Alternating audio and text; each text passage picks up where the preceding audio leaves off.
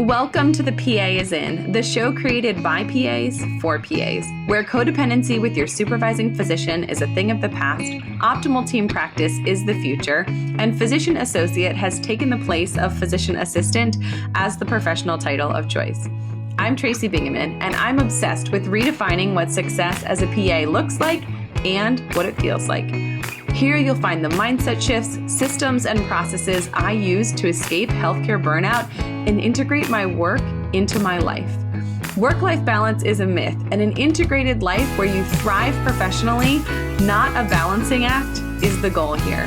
My mission is to help you to grow into a unicorn PA who loves their job, has abundant energy, time to spare, and work-optional financial freedom. The PA is in. Welcome back to another episode of The PA is In. Today's guest is Sarah Miller. Sarah is a PA mom, a friend of mine, an ICU PA, and my virtual assistant here inside of this business. She's going to share with us how she found her unicorn job right away out of PA school, how she's navigated job changes, and how she fits entrepreneurship into her ever busy life as a working mom. Without further ado, here she is, Sarah Miller. Sarah, hello, and welcome to the show. Hi, Tracy. Thanks for having me. Thank you so much for being here. I would love it if you could introduce yourself to our listeners, tell us a little bit about you and what you do as a PA. My name's Sarah. I am a critical care PA. I work in a community hospital in Maryland. I actually live in Southern Pennsylvania, but work in Maryland. It's a community hospital, so it's just one ICU. We kind of have everything, and we're just adults. We don't have peds at my hospital. I'm married. My husband is a firefighter, and we have two little boys, a 3-year-old and a 1-year-old. Like I said, we live in Southern PA on a bunch of land. We have a camper. We like to go camping and exploring and adventuring, and it's a little bit about me. Awesome. So we know each other because Sarah is my lovely virtual assistant. So in this business, things got to be a little much for me to handle on my own. So you and I met because you now serve me and also our listeners in helping to make sure this podcast is a reality, that people get what they need, that emails get answered, that everything stays organized. So we'll talk about that a little bit later, but I would love it if you tell us more about your job in critical care, how you found it, what you do, what you love about it, and why it's such a great place to work. So I started working at this hospital. This is where I've worked my whole career. I've been a PA for 10 and a half years now. And this is the first job I had out of school. I'd applied to a couple of different places, took this job, and a bunch of my classmates had done rotations at this hospital. So I'd heard about it. I knew of it, but I had just never done rotations there. And I knew it was a good hospital to work at. It seemed like it. And I was like, oh, it's my first job. I'll work here for a couple of years and then we'll see. And here we are 10 years later. But I knew it was a very PA friendly hospital. And so when I started working there, it was a whole kind of different setup. When I started, it was more of a department of PAs instead of different departments that had PAs working in them, which was really nice, especially as a new grad, is that I had a lot of support from more senior PAs who loved to teach us, and just kind of like, I feel like easing in a little bit to actually being a PA and doing real PA things. So when I first started, we had this department of PAs and just different shifts, you did different things. Like as a new grad, I started out doing acute care, like general med surg floors, and then moving up to covering PCU, telemetry, and then eventually starting covering IMC. And I knew I wanted to do eventually ICU shifts and covering critical care. I had done a NICU rotation when I was in school, and I loved my NICU rotation. I liked peds. So I thought, I want to do something in peds, PICU, NICU, maybe eventually. I ended up working in a hospital that doesn't have peds or OB/GYN or any of that. But when I first, within my first year, I was like, yeah, I like critical care. I eventually want to do these kinds of shifts and learn different types of procedures that we do in this hospital. So that's where I was headed. And then after I was there for about a year, we merged with the hospitalist department. So initially, our role was more of supporting a lot of the private attendings. So when they were in their office, we would help take care of any acute issues, help discharge some of their patients, admit their patients. We would also do medical H&Ps for the behavioral health unit patients who were admitted, to BHU, and cover rapid responses. So that was our role. And then after about a year, the hospital census was getting higher. So they started saying, hey, like PAs, why don't you start covering some of our patients too? So it's sort of just do all your regular things. Plus now here's some more patients for you. And you are the attending provider for this patient. And some of that was exciting of okay, this is my patient, from admission to discharge, I'm determining their treatment plan. This is it. I'm doing it. I'm doing all the things, but we were also doing all the other things. So it was just a lot happening at once. So a lot of the senior PAs ended up leaving for different reasons. And some of it was just sort of, this was not a good merger, didn't work out very smoothly. So when they all left, my manager at the time was like, okay, Sarah, there's 2 of us left. Let's start you doing critical care stuff. Let's start seeing how to figure out how to take care of these patients, make sure get you credentialed in central lines, because you're going to have to start doing it. So that's how I kind of got thrown into it. And then around that same time, we actually created, that's kind of at the time where the hospital system sort of changed, and it became a more of, here's our different departments: surgery, medicine, critical care, and we have PAs who cover these different departments. We kind of split off a little bit like that. Because around that same time, they hired a new critical care director, and she created the critical care program, more of how we know it today, and kind of connecting with our sister hospital, which is a bigger trauma center. So there would be some cross coverage there with the attendings. The PAs did it for a little bit, but we had her. She hired a specific director who is our attending most of the time, a critical care PA manager who's still my manager today. So we kind of created that department. So for the next year and a half, I was half and half. I did half hospitalist, half critical care. Every pay period, I would have to email our administrative person to say, hey, these shifts are covered under this payroll. These shifts are under this one. And then, after about a year and a half, I went full-time into critical care. Since I started working in aesthetics and plastic surgery, I've taken a hard look at my skincare routine.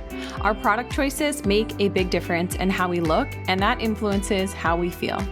Confidence can't be bottled, but if it could be, you'd find that confidence in Modere's Cell-Proof skincare line.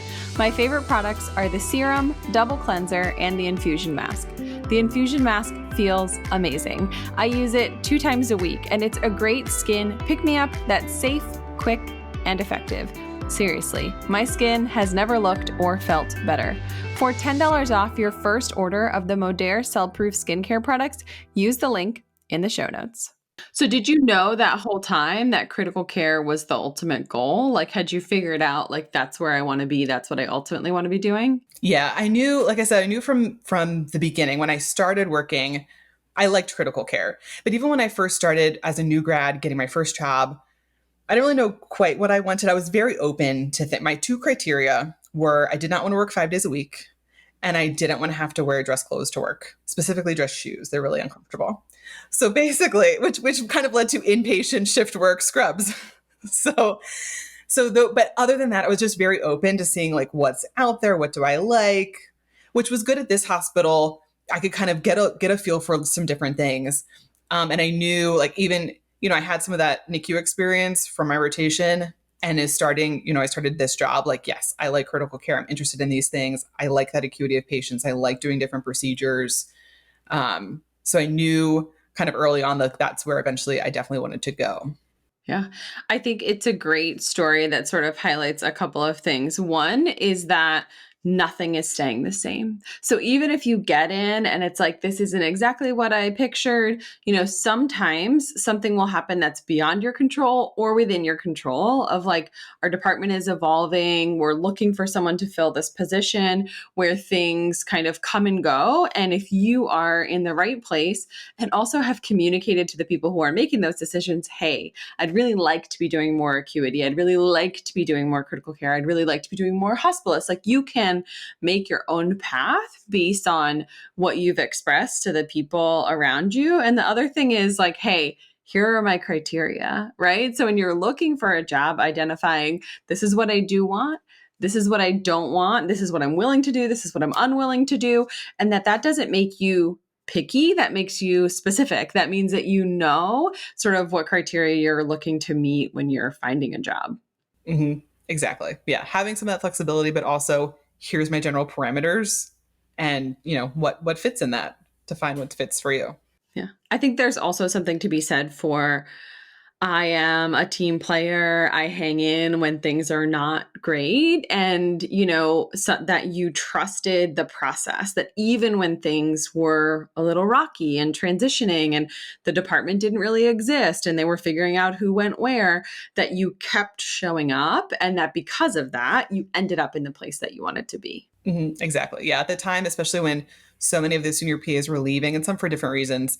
And I thought like, should I look for a new job? Like what's going on in this hospital? And are these good changes, bad changes? Should I get out or not? And I'm still brand new. I've only been a PA for like a year, but I'll hang in there and see what happens. And over the past 10 years of being a PA, there have been so many changes and, growth and how systems evolve and, and sticking it out. And, I know it'll happen wherever you go, wherever you work, there will be that. And knowing that, hey, here's a light at the end of the tunnel and knowing, hey, I'm willing to stick it out for 6 months or whatever it is, especially now that I'm more experienced and know what I know now of, hey, as things change or there's a new process or something, and communicating that with your manager too of like, hey, I'm willing to stick it out. I'm a team player. I want to help out. I've been working here forever now. I want to be part of making positive changes.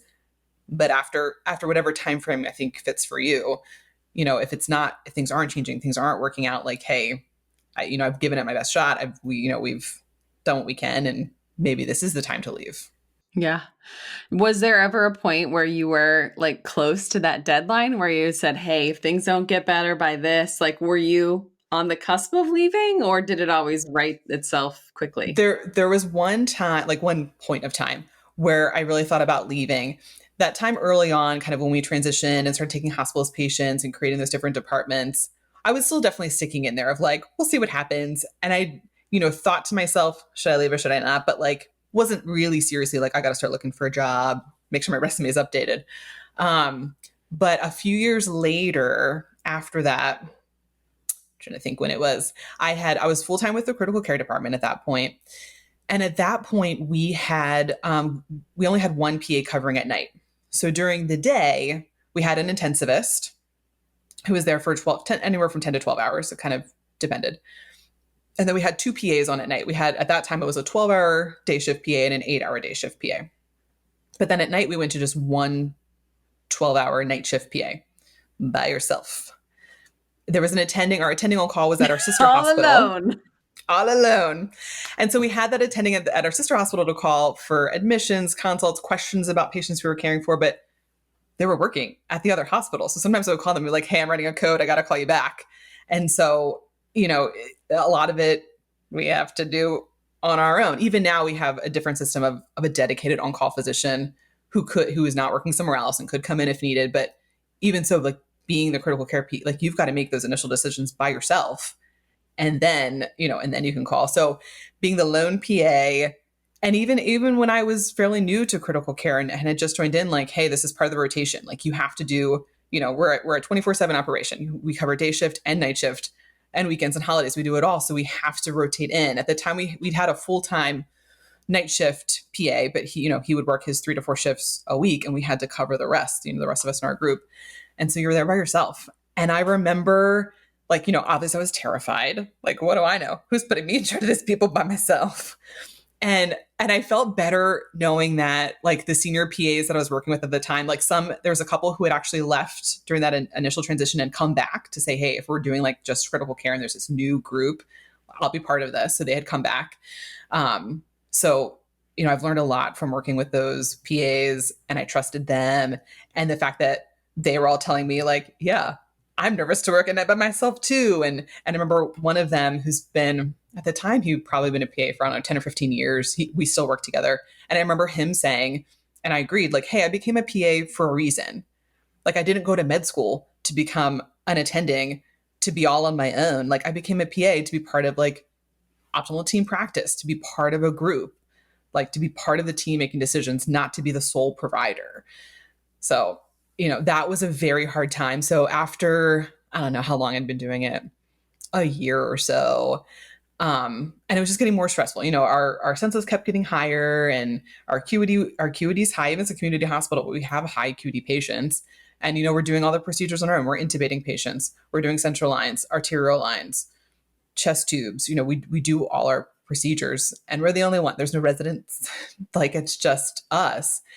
And it's a lot, it's a lot of stress and it's a lot of pressure. And if even the other attendings in the hospital, the other hospitalists who call us, say, hey, I have a consult, or the ER attendings who will call us and say, hey, tell me what to do with this patient, or I'm not comfortable doing this procedure. Can you help me?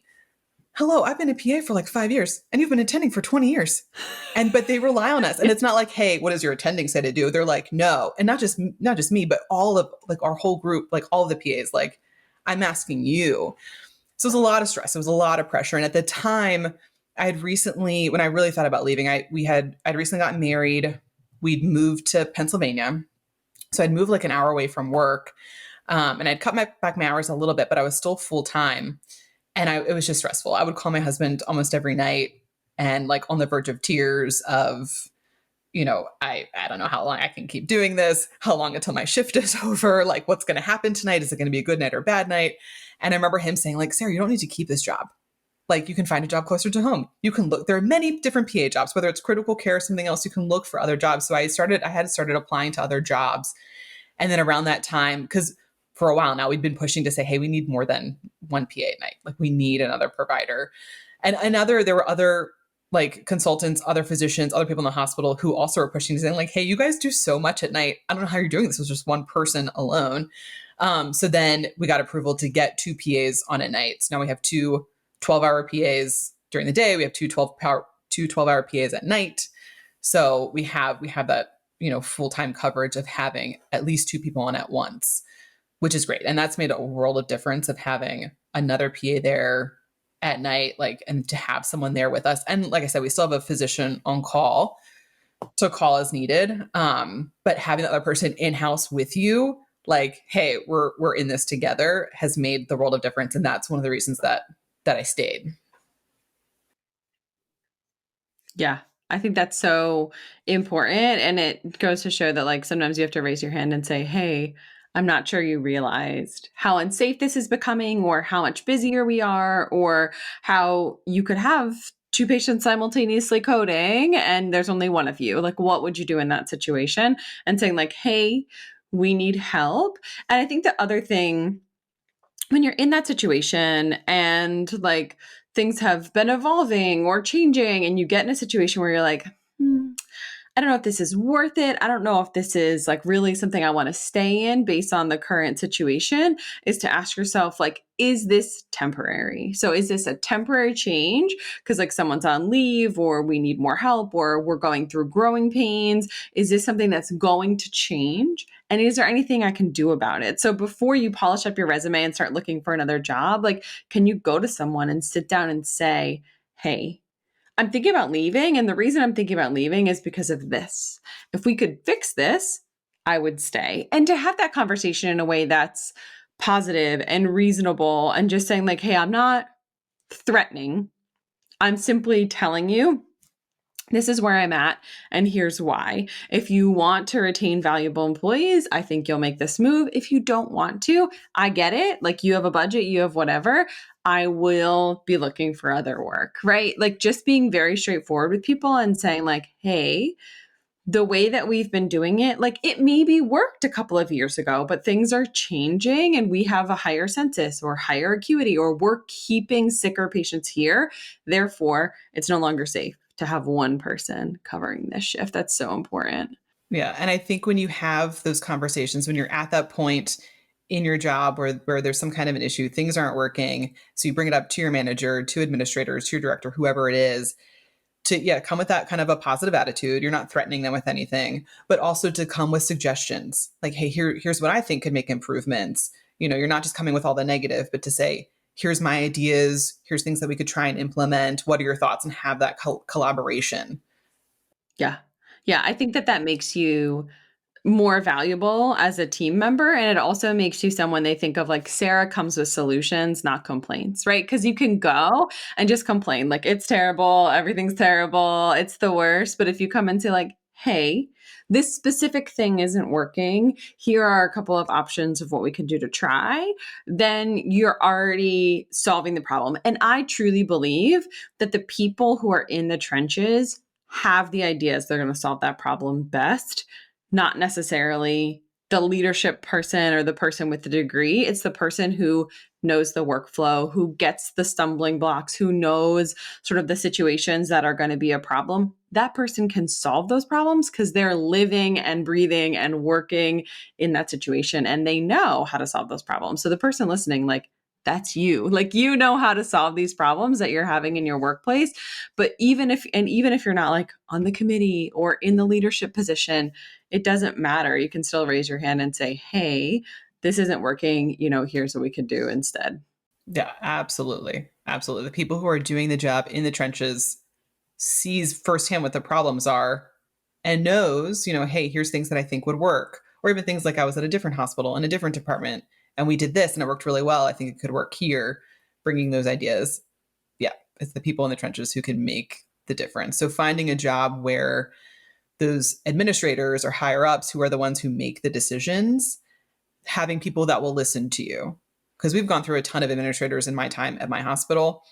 And some have been very constant, but some have had a lot of changes. But having those who will listen to you, or at least come to the table and say, well, we can't do all of that, but we can collaborate and make some kind of a change. But if you're somewhere where they just don't want to, it's only the administrators, only the C-suite level people who can make decisions, that's not a good place, I think, to work.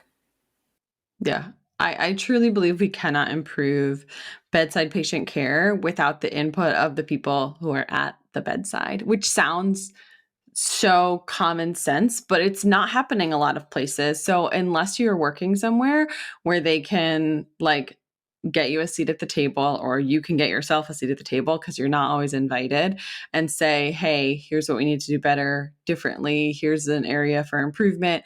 And it's not about like we're talking about like, oh, one provider versus two providers. It's really about the patients that person is taking care of. It's really not about, oh, I feel a little uncomfortable. It's like, no, I'm worried my patients are going to die, right? It's not just comfort level. It's also the safety and the outcomes and the ability to like go to the bathroom, while you're manning the critical care unit. Like these are things that we need to be able to do throughout the day or throughout the night. Yep, absolutely. All right. So I want to change gears a little bit and talk about your journey from working full-time to part-time, what your schedule is, how you work that with life and motherhood and being married to someone who also works crazy shifts as a firefighter. So tell us about that transition from full to part-time and how that looks in your life now. Yeah, I knew even before we got married, my husband and I talked about like, yes, we want to have kids and, what our lives are going to look like. And I knew for a long time I wanted to go part-time. Like my mom was a medical technologist. She's retired now, but she worked part-time when we were growing up. And I love seeing that. Like she would go to work. She worked every Friday night and every other weekend, and then would be home with us during the week and do all the things, school and activities and sports and all this stuff. And I loved seeing that. And I was like, that's what I want. Like I definitely want to work. I love medicine. I love being a PA. I love my critical care job and I love where I work specifically. So I knew I wanted to keep doing that, but I also wanted to be home with my kids. So when my husband and I were married, and then we got to the point where like, okay, we're thinking about having kids. And so I actually sat down with my manager, which would not work in certain places. But with me and my team and my manager, it definitely did work because we're a very close-knit group. My manager is very specific about who he hires, which I think is great, to make sure that they work. You're not just like good at your job or good at being a PA, but do you gel well with our team? Like we are very, we call it like we are a family. We see each other so much at work. And the things that we go through at work, especially doing critical care, seeing a lot of death and dying, the things that we do, it just bonds us very closely. One of my coworkers was even in my wedding. So that's, we've been through a lot with each other of marriages and divorces and babies and all the things. So I sat down with my manager and told him, hey, we're thinking about having a baby, which again is not a conversation a lot of people would have. But I wanted to bring it up to him because at the time we only had full-time employees. We didn't have any part-time positions. So I knew I wanted to go part-time. So I wanted to talk with him before I got pregnant because in my mind, I was thinking, I want to go part-time after I have the baby whenever, I don't even know when I'm not pregnant, like whenever this is. And if I can't get a part-time position here, I would want to start looking for a new job was my game plan. So I wanted enough time to start looking for start that new job before, hey, I start the new job and next month I'm having a baby, which people do, but I don't know, it seemed extra stressful to me. So I sat down to talk with him and I was like nervous about it of like, hey, Brad and I are thinking about getting pregnant and maybe next year or sometime, having a baby. And I would want to go part-time after we have the baby. Is that an option here? And he was like, well, I don't want to lose you. So we'll make a position. We'll make it work. I was like, okay, great. And I think it goes into what you've talked about before of being a team player, being a valuable person at work, being someone people wants to work with and being great at your job. And he's like, yeah, we'll make a part-time position for you. So I was like, okay, great. Good to know. So I was like, I'll let you know when that time comes, when we would get pregnant. And I was like, also, by the way, number 2 is I would like to have a very specific weird schedule where Brad and I, my husband and I, can provide our own childcare. We don't have to worry about a nanny or daycare. And he again was like, yeah, sure. He's like, at my other hospital he'd worked out for a long time. He's like, I had the same situation. I had, one of my employees was a PA and her husband was a firefighter and we just worked out their schedules together. He's like, I'll do the same thing with you. It's like, okay, perfect. Because at the time at my job, we worked days and nights, flip back and forth, which is hard flipping. And just sort of, it was just a free for all of like, you got to get in your weekend shifts and weekdays. And it was just a free for all of, being fair about how many weekends and how many nights, but it was just no rhyme or reason really. But my husband, who also does shift work, works 24 hours. So he does 24 on, 72 off, 24 on, 72 off.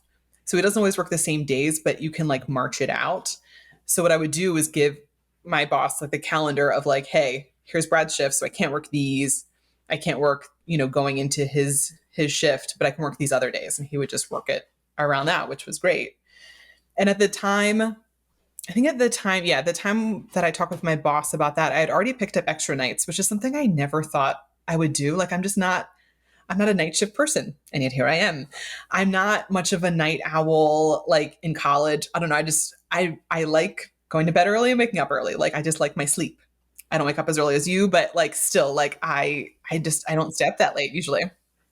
So I never, and doing nights was always hard, but I knew I had to do it at my job. You like working nights? I would never. I do. I mean, there's pros and cons to it.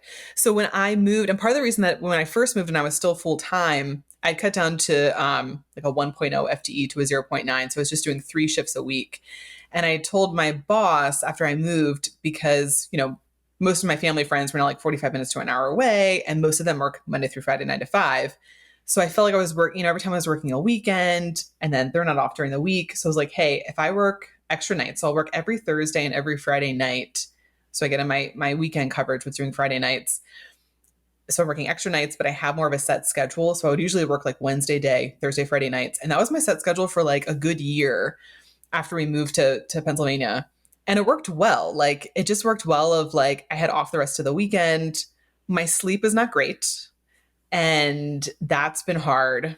But that was my initial schedule. And then when when I told my boss after I had the baby, after I had my first son, that I just wanted to do part-time. So I would go to 2 shifts a week and do only nights, just work nights, which I never ever thought I would be a night shift person, but it works well for us and well for our family. Like I said, I don't really sleep. And studies have shown that working night shift and off hours is bad for your circadian rhythm and shortens your lifespan. So it's not best for my health because it's hard, it's hard to sleep during the day going into my first night shift. And if I'm doing back-to-back nights, I can sleep like 3 to 4 hours in between.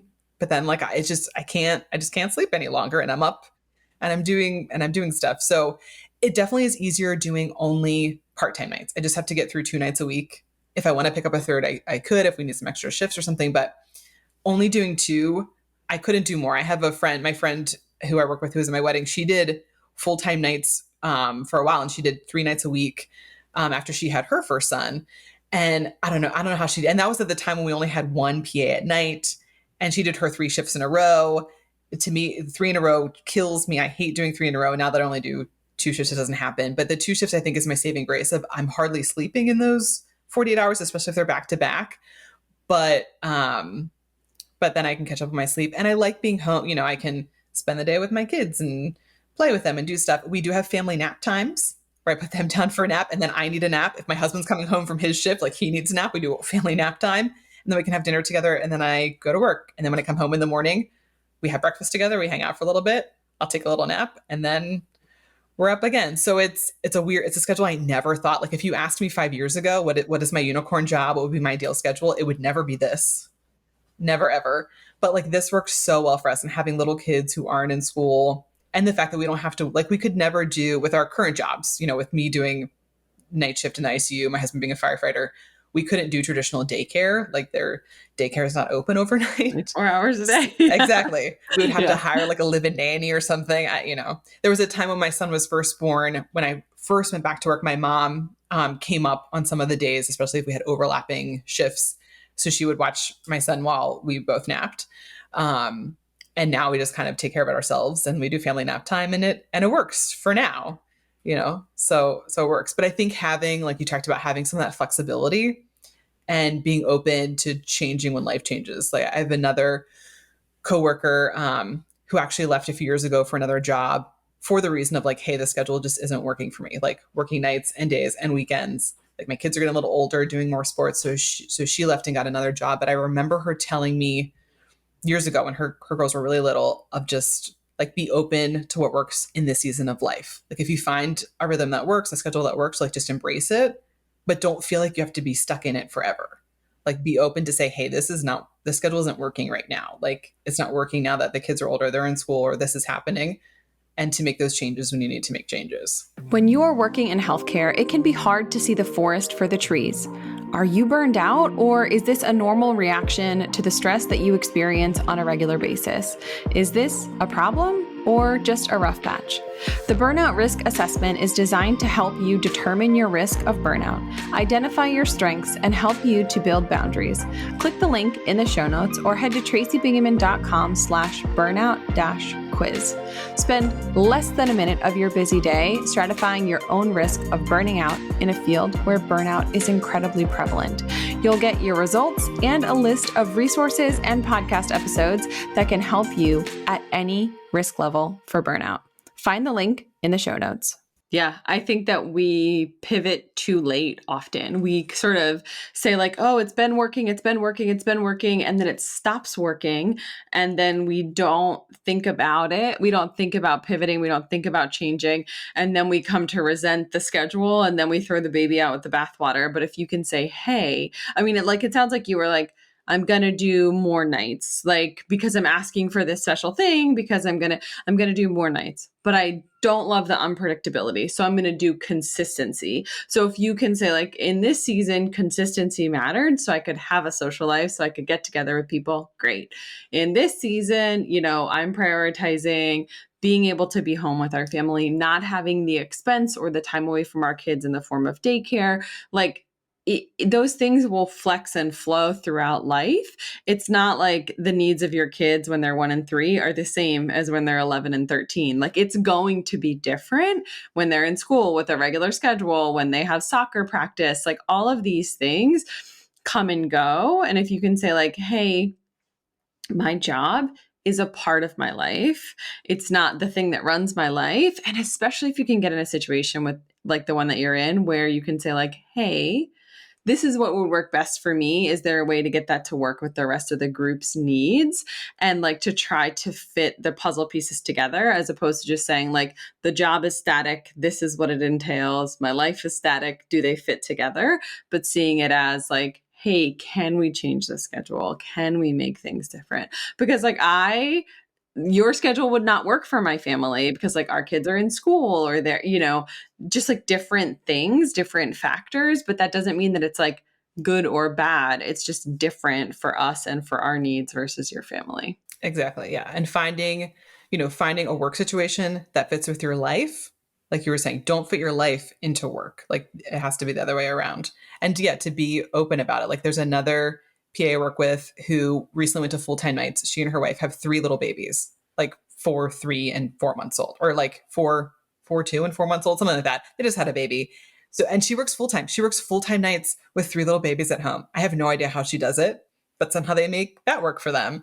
And so I don't know, the pros of like just my life schedule and being home is why I do part-time nights right now. It works well. Will I continue doing nights forever? I don't, part of me, if you asked me a couple of years ago, I would have said, absolutely not. I'm doing this for this time. And then I'm going back to day shift because I just don't like I'm not a night shift person, but I've gotten more used to it.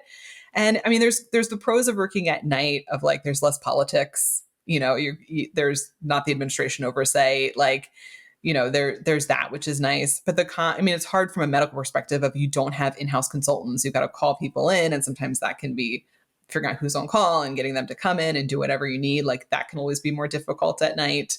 And I think for me, one of the hard things for me that's been a change is, especially when I first started, I was involved in a lot of different committees. Like I would volunteer for different things. I just felt way more involved in my job. And now being part-time and doing nights, like I'm not really on, all the different committees. Like I feel a little bit more removed from it. And, I'm always the last person to hear about something going on or some new change that's happening at work because I work part-time nights. And that's just how it is, which is, I mean, career-wise, yes, I'm still working, but I do feel more removed from things than my coworkers who are working full-time, who are working day shifts. But I have another coworker who's done part-time nights for 20 years. Her oldest is in college and she has 2 in high school. And she started part-time nights when her first, was a baby. And she like is still doing it because like, hey, my kids still have all their activities and their stuff. And like, this still works for our family. So could that be me? Like I'm still working part-time nights or does it change? But yeah, I think just, I don't need to make that decision now. Like, let's see what happens in the next 5 years, in the next 10 years, and we'll see. Yeah. And I think when you can identify like, hey, I see this, like I observe this about my career. I'm not as active. I'm not as involved. I'm not going to meetings during the day.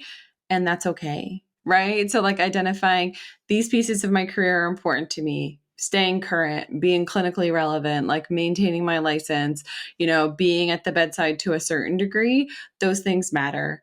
These other things, they'll be there, right? So like if you want to join a committee next year or next month or in 10 years, like they will take you. It's not going anywhere. That opportunity is not going to go away.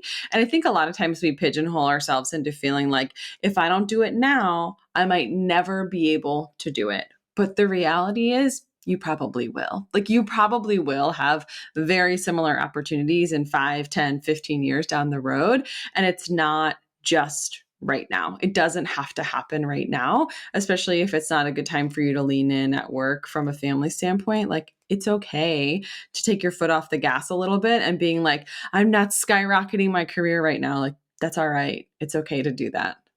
Yeah. Yeah. And like you've said before, your priorities change at different seasons of life and like lean into what's important now, and lean out of something else, that there is no perfect work-life balance and some perfect job that will give that to you. A, you need to create that yourself. And B, it changes. There are seasons where, yeah, you're leaning into work and you're involved in a lot of stuff and you're staying late or coming in for extra meetings or whatever. And there's times where no, like I'm staying home with my kids and we're going on little trips and vacations and adventures and I'm staying home with my children. And that's what matters right now. Yeah. Yeah, absolutely. I did want to say when you said earlier, like, hey, we're like in the pre-contemplative state of having a baby. And I sat down with my manager and I said, hey, this is what I'm thinking. This is what I want. That you were just like sat down and said, here's what I'm outlining. I want a part-time job.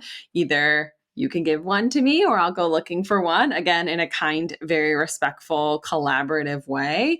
And that they said like, hey, yeah, we'll make one for you.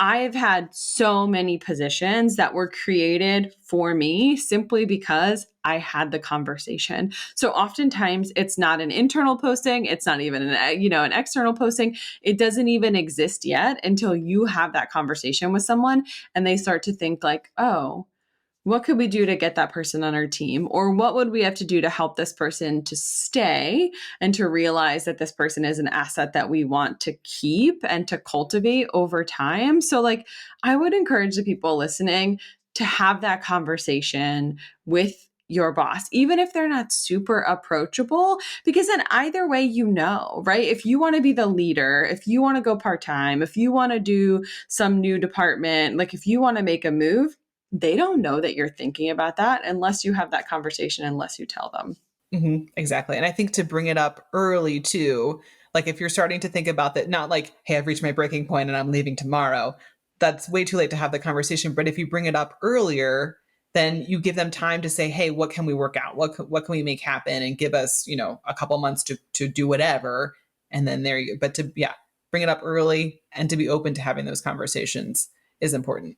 And in my experience, those administrative wheels turn slowly. So if you are thinking like, hey, in 6 months to a year, I really want to be in this other place, like call someone this week, have that meeting now so that things can get in motion so that you can end up where you want to be.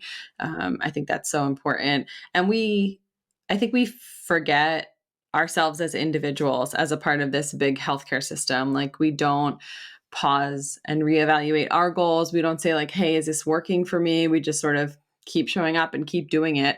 So if nothing else, let this serve as a reminder to just sort of like, how is it going? And what do I want to be doing in 2 years or 5 years? And if it's not what you're doing now, what kind of moves would have to occur for you to get from where you are to where you want to be? Which leads me to talking about your business and what you do for me and what you do to help serve other people within this space. So talk to us about how that idea started and, what you do in your VA capacity. Yes, this is one of the other things that I never thought I would do. I never had any interest in owning my own business, creating a business. Like that was just never my thing. But I also never thought I'd commute an hour to work or live in a different state. Like that's just never say never. It's just been the theme. So when I went part-time, like obviously we talked about it, my husband and I, and from a financial standpoint, like we could make that happen. Like we've been planning for it, we prepared for it. You and I both love personal finance things. So like we had all the spreadsheets done. But still, things were definitely tighter of like, oh, we don't have like this huge, gap, in our income and what we're spending. So I was looking for something that I could do from home to help like fill that gap. Like ideally, could I like make up my lost income? And it was a little easier because it wasn't like I was working 40 hours a week and I'm going to 20 hours. I'm cutting my income in half, like losing 50%. That wasn't my scenario because I was only going from 3 shifts a week to 2 shifts a week. And I was dropping my day shift and keeping my 2 nights. And so with us, we get a night shift differential.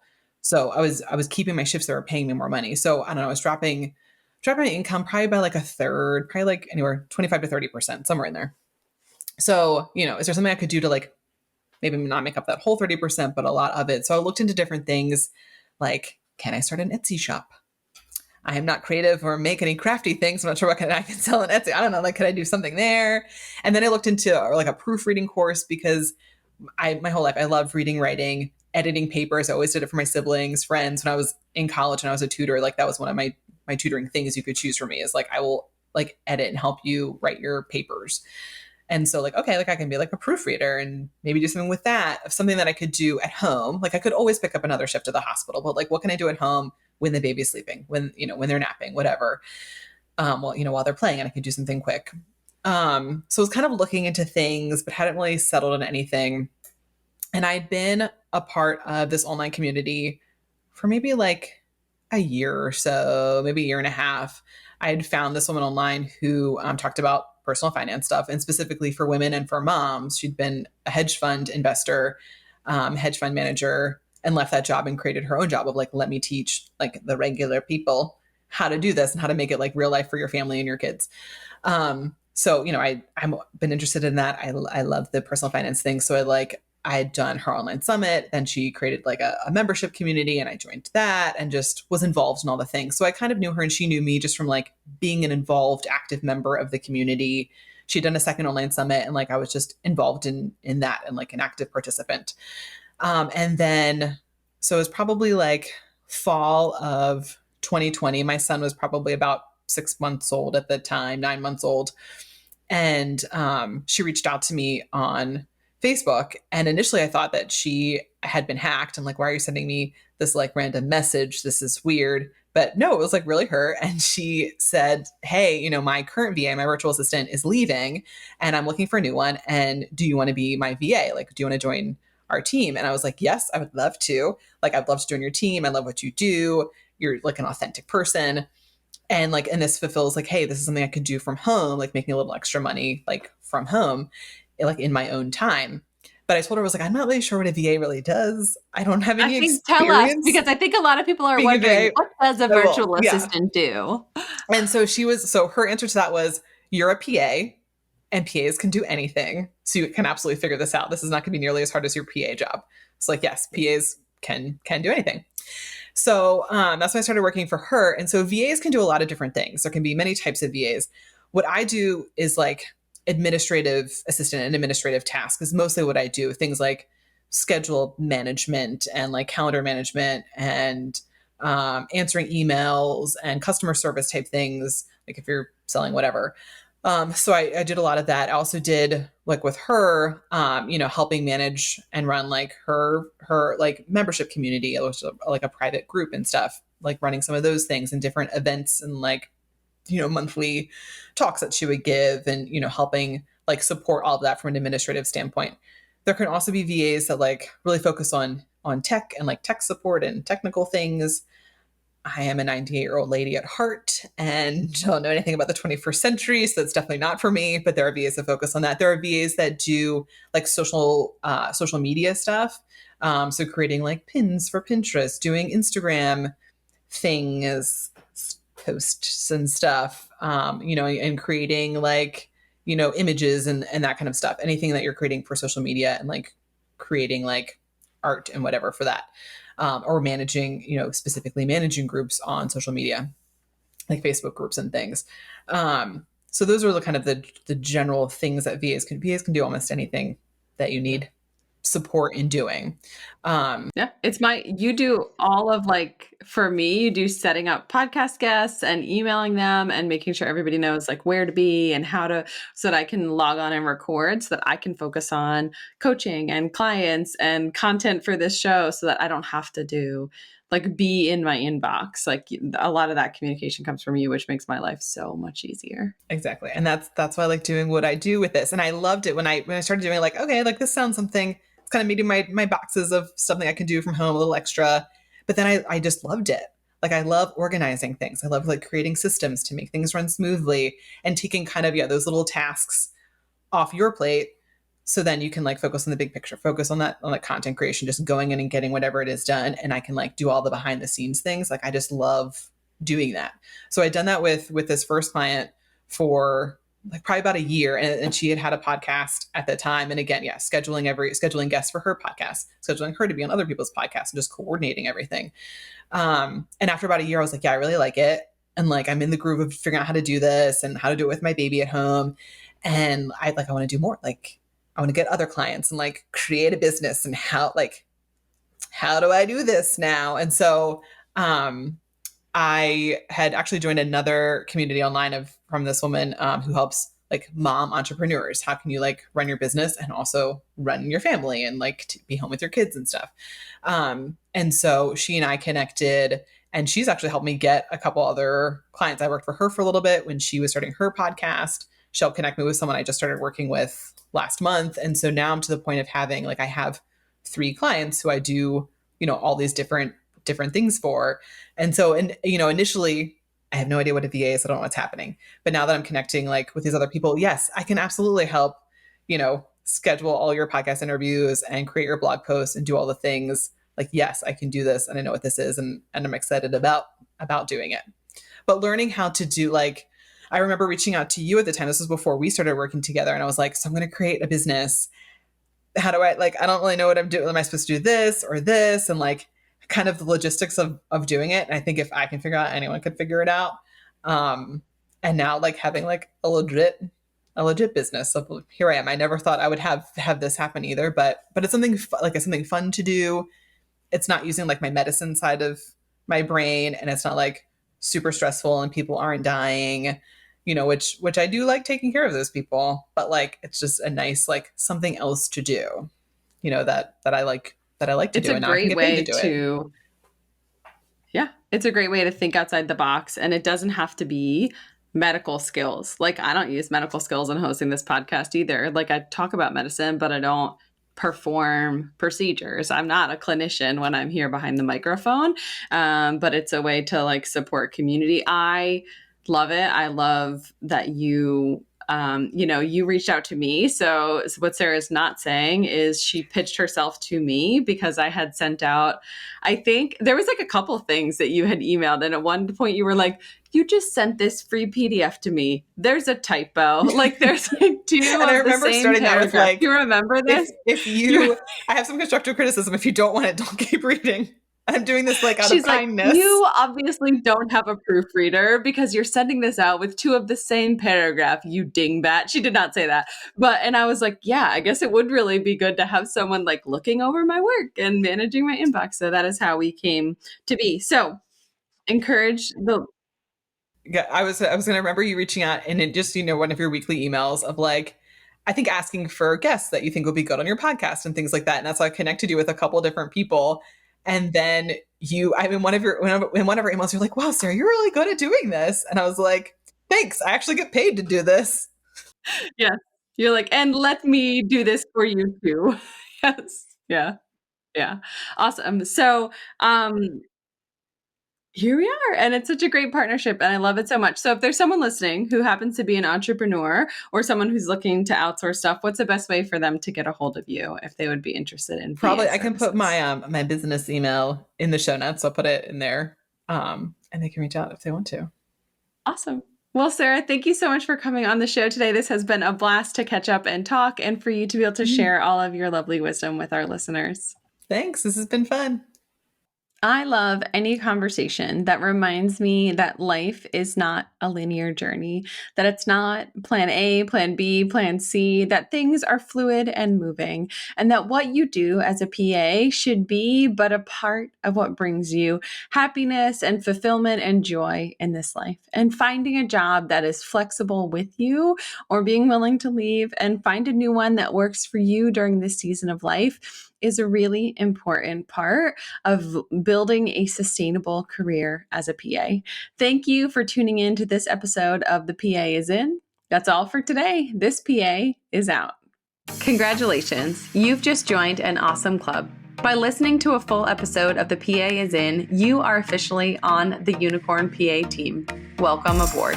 What most team members do is they subscribe to the podcast because that allows them to automatically get the latest episode of the show.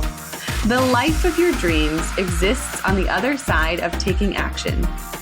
Keep making small shifts and keep getting better. Your life will improve, your career will soar, and you will have the confidence you need to create your own success. I will see you in the next episode. This PA is out.